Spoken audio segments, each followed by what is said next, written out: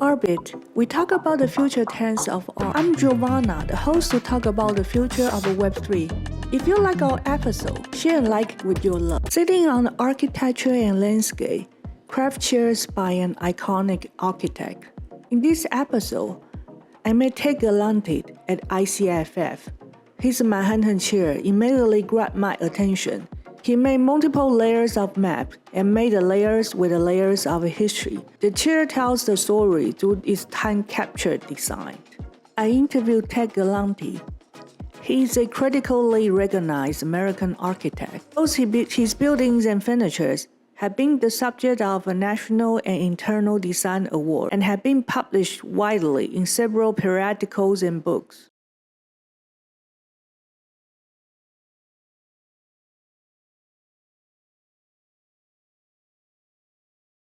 My name is Ted Galante, as you know, and we have developed a chair that we shared and that you saw at the International Contemporary Furniture Fair, the ICFF, and it's been an interesting project. It's something that we've been working on for a while. The idea came about in 2016 or so. We were asked, our studio is in Harvard Square in Cambridge, Massachusetts, and we were asked by Harvard University to put some furniture out in a part of Harvard Square. And as architects, we do some work with Harvard University. And so I was thinking about this problem, this commission, and a week later I was on vacation. I was taking a trip and I was in Paris and I was sitting in the Tuileries Gardens. And I had my sketchbook and I was working on an idea, and I realized that I'm sitting in the Tuileries Gardens, another prominent place in the world, and I was sitting in what are really awful chairs. They were just sort of metal chairs with maybe a number 32 or something, but nothing of note or of interest. And it occurred to me that as an architect, I work hard at placemaking with my buildings, right? I try and have a building reflect some aspect of where it is and what it's about. And I thought, why don't we have furniture that does a similar thing, right? Oftentimes, furniture is stylistically designed or structurally designed, and architects have a long history of making chairs and designing chairs. For me, the question became, how can a piece of furniture reflect a place the way a building reflects a place? How can a piece of furniture be about placemaking? And so I set about answering that problem or studying that problem. And the result is the series of chairs that we now have that are the Urban Fabric series. And so there's a Harvard Square chair now, and that Harvard Square chair is a series of maps. We have our website that's been developed. It's the urbanfabricseries.com, and the Urban Fabric series fundamentally is a series of chairs that are maps that are layered one upon the other of a specific place. But they're not simply the maps of a place, they're maps of significant time periods in that place. So for example, the Harvard Square chair is a chair that is based on its 4 layers of maps. The lowest layer, the bottom layer, is dates from 1636, which is the founding of Harvard University. The second layer is 1776, the founding of the United States. Third layer, I think, is World War I in that case. And then the fourth layer is 2023, because that's when we finished and published that chair. But we have a series of chairs that work for every city. So the idea is that one can have one of these chairs, any city, anywhere in the world, any time period. So across the top of the screen here, this blue one in the center is the Harvard Square chair. Next to it in the lighter wood is the Venice chair. And so the Venice chair is also exhibited in Venice right now as part of the Biennale. The European Cultural Council has an architectural Biennale that Oh, nice. corresponds with the Biennale. And so we have these chairs in Venice. They were installed the same weekend as the ICFF. I was traveling a lot. And the Venice chair, for example, has the bottom map is 421, which is the year Venice was formalized. And then there's when the first bridge crossed the main canal in Venice, the Grand Canal in Venice, as the Rialto Bridge was made of wood initially, and then another year above, and then I think that the top layer in this one is 2021, which is the 1600th anniversary. And so when you're sitting on the Venice chair, the idea is that you're sitting in Venice as a place, but you're also sitting on 1600 years of history. You're occupying part of Venice. Oh, yeah, that's something I really love this idea that you can experience the history. Yeah. Yeah, by sitting on the chair. Yeah, and so it's a great idea. That's the intent. It's a way of the place kind of catching you when you sit down, as opposed to just sitting. It's an integration between the act of sitting and the place, and its history, its longevity, and you know, in the United States, cities aren't that old, but 1636, sitting on 400 years of history, was something that seemed interesting to us. And so we've developed these many pieces now. We have a database of not almost all the cities, many cities in the world. We have a Barcelona chair and a Tokyo chair and many others. And we're exhibiting them in a few different places. The ICFF was one, and the Venice Biennale, but we're also now going to show them in Doha, Qatar. Doha, Qatar is in October, and so we're preparing for that. And so now we'll have a Doha chair, which is actually in the works, literally under my office in our studio here in Harvard Square. And so we have a way of making these pieces and putting them together. So that's the process, and that's what we've been up to. And you can see on the screen the Manhattan chair. This is the one that was at ICFF, and some of the details. And these are laser cut wood maps. There's two sets of chairs, one for interior. Like 3D print. Yeah, these are cut with a laser, so each layer is made of plywood, and we make the plywood actually, and then we cut the city map out of them, and so you see aspects of Central Park or really sophisticated. Yeah, thank you. This is a Harvard Square chair in blue, in Klein blue. I love this blue. Thank you. It's Yves Klein, but it's a version of Yves Klein blue. The Harvard Square chair in black, and so there's a few different that are in process, and the process really. Sorry. How did you pen the chair? How do you do the? So the wood chairs are made of various types of wood that we select from different locations, and then they're machine cut, laser cut, assembled. And then there's a simple clear coat of polyurethane put on the chairs so that they are easy. They're easy to clean. They're easy to maintain. They're made very nice and simply, but the wood expresses itself very strongly in this way.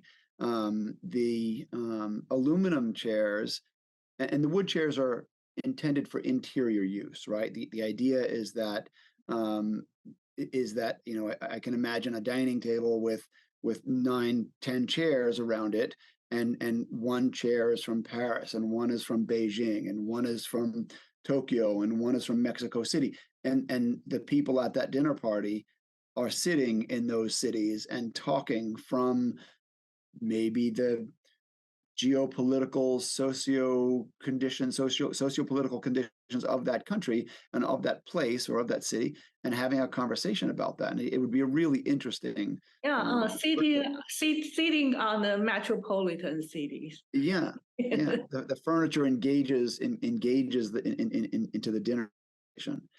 And then the aluminum chairs are understood as an outdoor chair.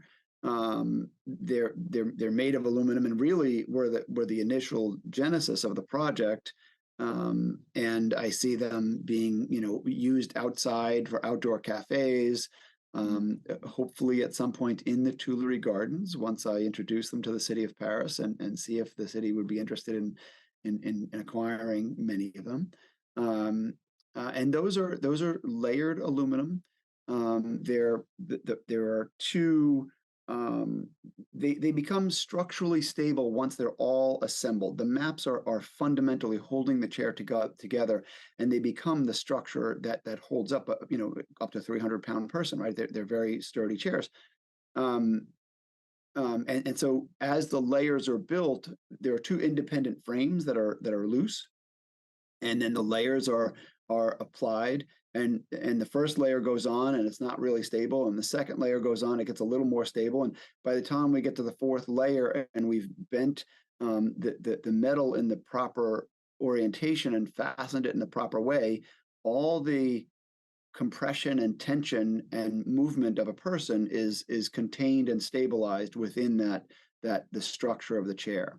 And so once that is all folded and formed in place, we then do some polishing and finishing of the metal, and then we have it powder coated. And so the powder coating process is to answer your question, how do we paint the chair? It's really a powder coat that's baked on in a couple of layers in a couple of different ways. And there are 6,500 colors available to us in powder coating. And so we're slowly rolling out those colors. The Paris chair, which will have the Tuileries Gardens on it, will be a sage green, because that's the chair that seems to be the most appropriate fitting the sitting in the gardens, and that's the upgrade of the chair that I was sitting in when I sketched and had this idea.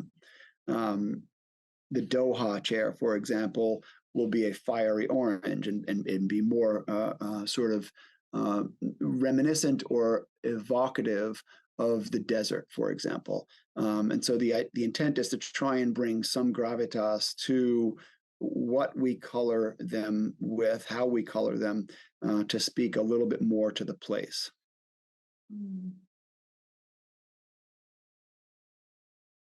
The other piece of the equation, I suppose, is that we're in the process of figuring out where these chairs go in the world in general. And so, one can go online and order a chair. And so, depending on whatever desires one has, it can be a company that does this, where there's some corporate history, like, I don't know, the Bialetti mocha pot company manufacturer, right? What is their corporate history? And they've been around for a couple hundred years.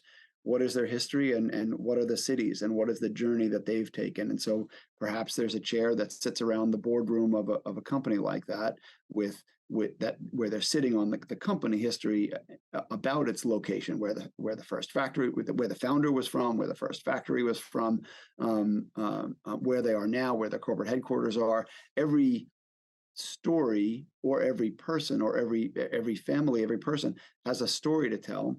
And so one can order that story online and make it part of their life, right? They can order where their grandparents are from, and then where their parents are from, and where their children were born, and that can be a series of chairs put together that become heirlooms in a longevity within a family, or within a company.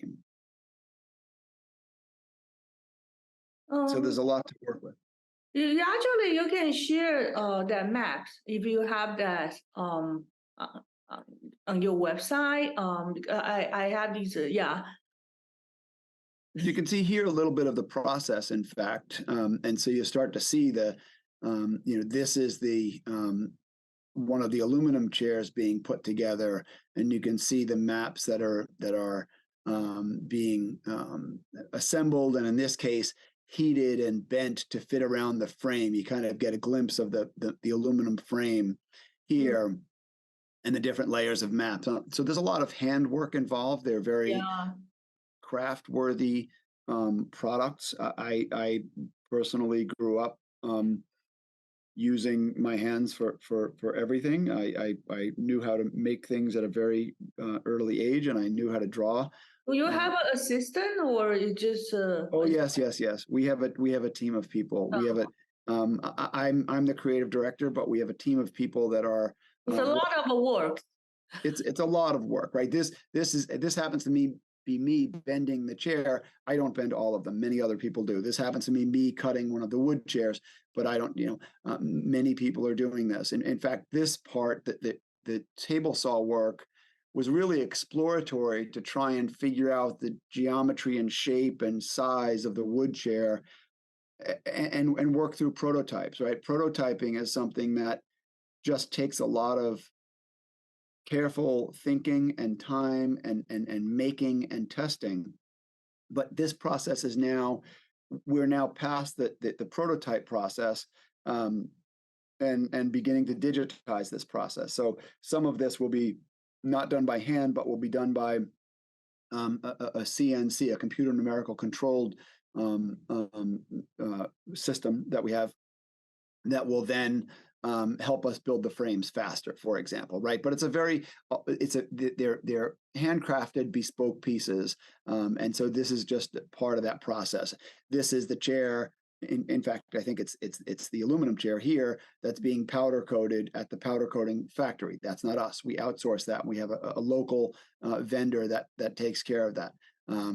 Here's evidence of the layers of maps that we're working with. This is the Venice chair, and we're still constructing it and thinking through all the parts and pieces. And this is in our studio where we're doing this. And so the maps, really have a long history of origination of how they're put together. I think these images are somewhat the same. And then I guess. Right. So I guess these are really where you and I met, Giovanna, with the maps being at the International Contemporary Furniture Fair, and I guess the European Cultural Council is the other place where they are. And so the maps were, you can get a sense of the maps on the wall here, where this is Harvard Square in 1636, the founding of Harvard University, and it's slowly building over centuries to the current day, and it being the dense city, and that chair happens to be this version in Venice, and these are going to be in Venice until I think until November. So really, this entire year is going to be dedicated to exhibiting these chairs. This was really our launch, and then just to the right of that, this is the Grand Canal. This dark sort of smile shape is the Grand Canal in Venice in 421, and how Venice was built in 421, and how it evolved over time to its 1600th anniversary. On that side, and then. What we also have, just sort of as evidence, is we have many different cities, Amsterdam and London and Barcelona, and we just built them out of mini chairs, right? We have these. There's the Vitra Chair Museum, Vitra Design Museum, has these small scale chairs of all the famous chairs in the world, and so we've been building our chairs in that idea. To illustrate the quantity of cities that we have available, and I don't even know the list. There's so many. There's quite a few cities that are out there, and we've scattered them about. All made in our studio to illustrate what we have. So here's the Venice chair, for example, and this is chairs are something that we use every day and we all take for granted, and we sit down, they assume they're going to work, but making a chair is a really difficult task. It's a complicated, involved task, and this really is probably the third working prototype out of maybe 10 prototypes, and some of them, the idea was there, but it wasn't structurally sound. Others were structurally sound, but there was too much information. There were too many maps there were maps on the edges and maps on the legs, and so required a bit of editing to pull them back. And so this process of working is, we were making the chairs and exploring the idea, knowing that the idea has strength to it, right? This idea of history and placemaking and mapping, but to get it to function in an object took an extensive amount of research to get there. But once we did, then it really has taken off, and we're happy. We're happy about the results. We're still working on the results. But one of the things that recently has come out is that we met at the ICFF, Furniture Today, apparently, put out an article about us, which was really really great, and it's interesting to hear how others think about these objects, right? They think about them. This how one architecture studio fit an entire city in one chair, which is sort of the opposite of how I was thinking about it. But I really like that interpretation, right? It's about how it embodies something. So we're excited about where it is and about where it's going. And equally excited about the idea of taking this to Doha, Qatar, which is I guess a similar event to the ICFF, but in a different part of the world. So while they are city maps of every city, any city, any time period, anywhere in the world, they're also starting to gain traction and be exhibited in many cities in many different parts of the world. Initially in New York and currently in Europe, and then in the Middle East.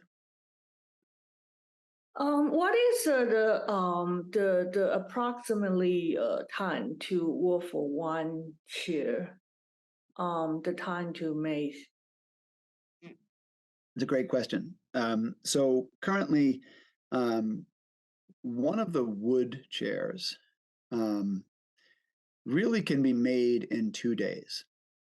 Oh, and wow! Well, that's fast. it's pretty fast. Yeah, we have the database, we have the systems, we have them measured and organized, and so those can get done pretty fast.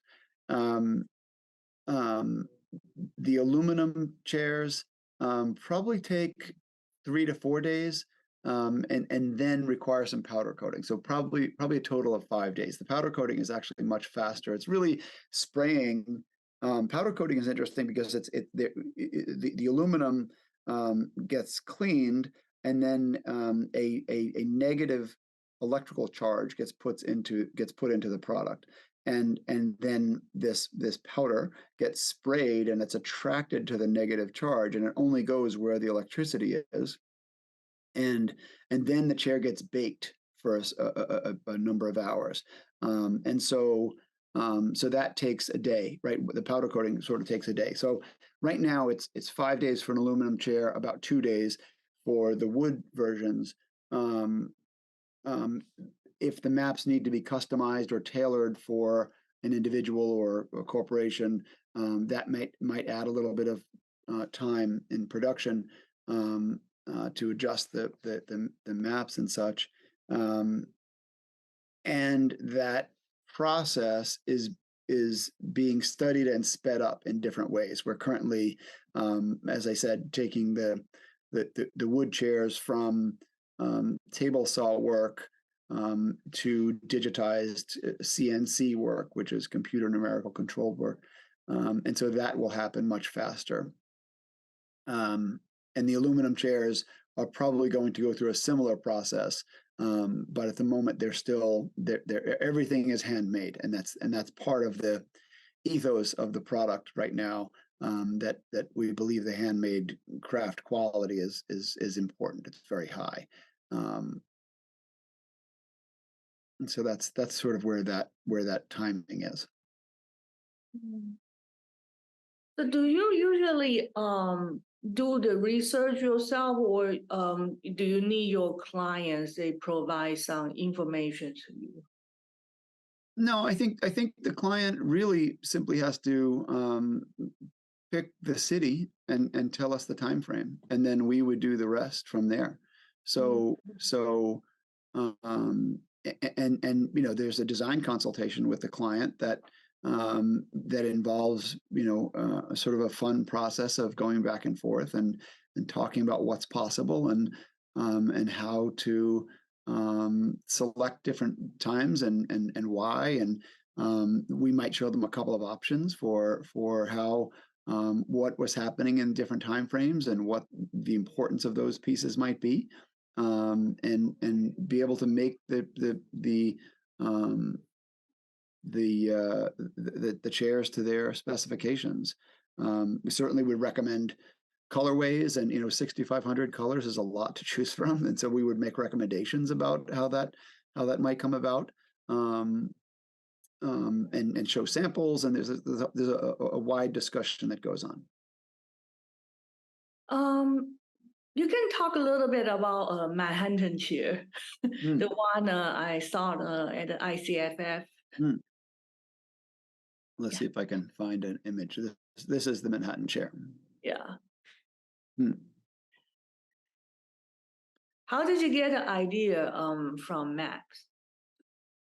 So I think the Manhattan chair, you know, I'm originally from New York, and though we're in Boston now, there's a certain you know, I don't know, personal passion, I would say, for Manhattan and for the city. I've spent many years, and it's my home of homes when I'm wherever I am in the world. Manhattan always is sort of the basis for how I live and operate. And the you know, whenever, if I can't find my compass directions, for example, when I'm traveling, I always mentally put myself in Central Park, and I know where north, south, east, and west is. Right? It just sort of a sort of a visual map, a placeholder in my mind, and it's also iconic, right? I mean, I think the street grid is very strong. And very powerful. Lower Manhattan is all organic and curved, but then once it was planned from Houston Street up, it became you know, a very organized and gridded city, except of course for Broadway and for parks and places in and around, and Central Park is one of them.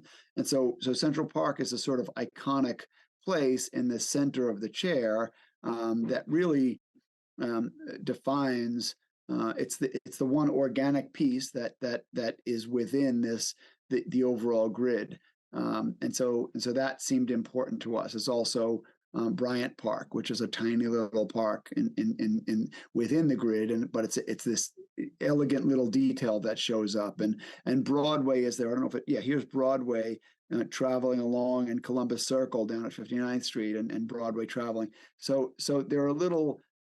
Although there's a very sort of dense grid and complex definition of the city, there are these moments of sort of organic twists that really start to humanize the place. And I think that's one of the pieces that's very important about when one is looking at the maps and understanding all of them. And really it becomes a little bit of local knowledge and iconography. So for example, on the Harvard Square chair in blue here, there are many roads that travel in and around, and because it's older, many of them were cow paths, and there's one road that we drive on all the time, and it was originally called Great Swamp Way. So it was about, you know, people moving their cattle from one place to another. But this iconographically, this element in the center of the chair is actually Harvard Yard. It's Harvard University, and these are all the walking paths in and around Harvard Yard. And so again, it becomes maybe a little bit of a local icon that starts to define what that furniture piece is about, much like the Manhattan chair has Central Park, and that defines what the furniture piece is about in a lot of ways. Each city, we've chosen and worked on each city to give them specific, to highlight some of the more popularly known places. And as people select them, they may say, I want to use Harvard Yard because that's where I met my partner, or took my first, I don't know what, law school test or something. And so it gives the chairs a little bit more identity that works along with them. We're currently working on some tests to see if we can modify some of the colors. So for example, as we explore powder coating processes and identity, the Tokyo chair, for example, the flag of Japan is white with a red circle. And is there a way to use color to help identify place a little bit? And that's something that we're exploring as sort of a identity and to link a little bit more to placemaking. So that's something that's in process. We don't want to be too literal about that, but allow it to be a little interpretive, but provide accents that may help hint at those things. The other piece that turns out to be quite interesting, that it's hard to see in the smaller chairs, but many of the parts and pieces, the geometry, all of the roads and structures here that are bent over the back of the chair, they're very, very different from one chair to another. So some are very, tight, some are very loose, and there's more open space. And so the figure ground diagrams that result as a product of these chairs are very different from one another. And so that'll become clearer the more chairs we have, and the more we update the website and such. One of my personal goals is to see them populating Harvard Square, and to visit the Tuileries Gardens and get to sit in a chair that I think is fitting of such an amazing place. Really interesting journey for me. It started out as a commission, an architecture commission for some simple furniture solutions, that's turned into maybe just a passion project, because I believe that it's important that we put objects in the world that speak to us in a way that are expressions of who we are, and that's what I try and do with my work, and this entire process from 7 years now has been a really just a passion project journey. It's not. These are not commissioned things. These are not.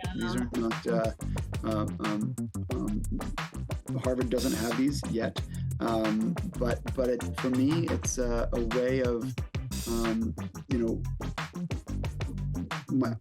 it's like having a life plan. That's to continuously study and research and refine my craft to the place where it becomes everything I put in the world is a product of the discipline of architecture. And I think that's what this project has been for me.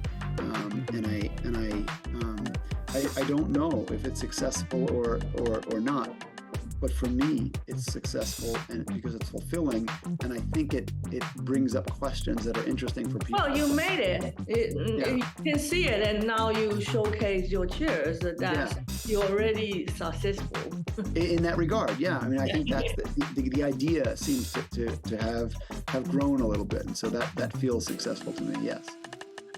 So I think that's where I am. That's where I am. And I would love, and I invite people to come look at the urbanfabricseries.com, if I can plug, and see what they think. I'd love feedback. Yeah. Thank you so much for the interview. That's great, Giovanna. Thank you so much for inviting me. I'm excited to see it all. Yeah, you're welcome. Bye-bye. Thank you. Bye-bye. Thank you.